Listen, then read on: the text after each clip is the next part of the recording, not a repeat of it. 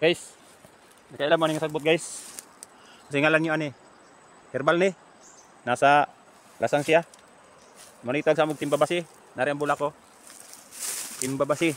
Tambal ni sa ubo. Herbal. Guys oh. Herbal ni siya. Nari punuan oh. Yung lawas. Kuha ni mong lawas ani. Ano? Ano yung punuan guys na. Yung punuan oh. Ya. Ano yung punuan?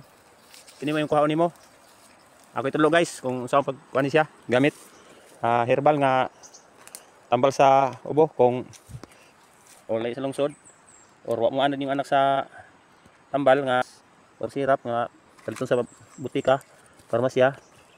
Kini siya. Dako ni katabang tambal ni sa ubo ni siya guys. Yara.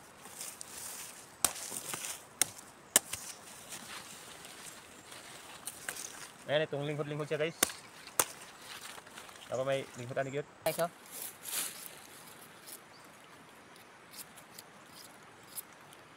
Itong linghod. Diha may linghod. Guys, oh. Muna kagison. Naon nimo? Sahod nimo salod.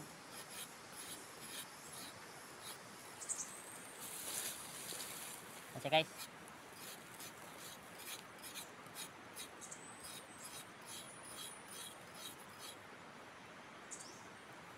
May itong linghod siya. Gulang naman eh. Ako ni tambal kong naamo sa bukid. Timbabasi.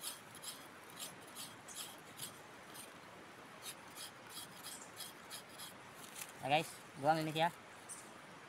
Linghod ani. Uga nimo ni, ang duga niya may painom. Guys oh. Ang duga ni may painom nimo. Ni siya. Ang duga man ni. Oh. Daghano nimo? Mag-isa ka kutsara. Isa sa kutsara, may painom. Oh, duga oh. Yan siya daghan. Oh. Pwede mo butangan og sugar. Painom sa bata ang gamay.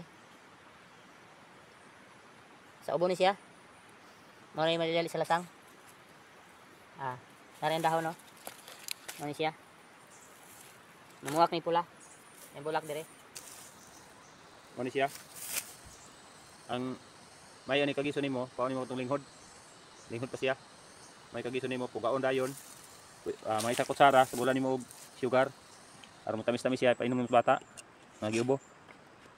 Way ko ani, way side effect. Pupainom mo ani imong pag-agi og gining dropper. Ang gamay pa siya. Pwede kutsara. May painom nimo. Dali ra ko ni maayo. Og way side effect.